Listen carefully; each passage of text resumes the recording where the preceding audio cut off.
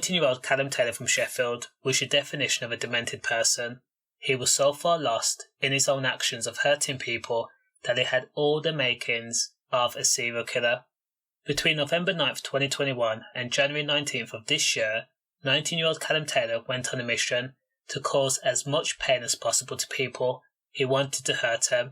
He even attacked his own uncle.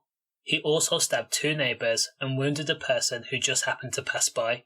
Callom Taylor was such a lowlife that he even hurt a person who suffers from mental health issues for his sick own pleasures.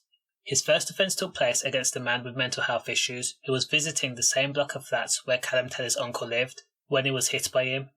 Now, Callom Taylor was holding a knuckle duster at the time and was only stopped when the guy's mom came out and actually stood between the 2 men. Again, the victim was hit with a knuckle duster for no reason at all. Now, the courts say that Callom's taste for violence escalated when his own uncle happened to see him sitting on the wall outside the shop.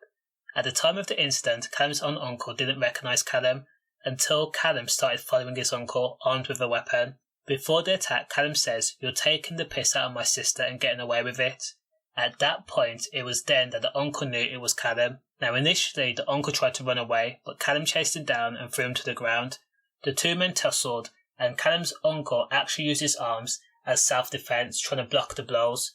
But Callom used his knife, slashing his own uncle's arms. Callom's uncle screamed for help in response, and in return, Callom stabbed him in the hip.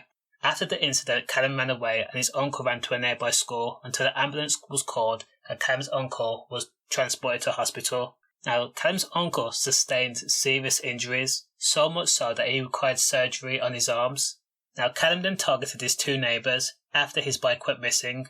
Callom knocked on the front door, and the male neighbour opened the door, realising that he could hear Callom's voice. Now, the neighbour didn't think nothing of it, because the neighbours were the one who used to feed Callom when Callom had no money, no food to eat.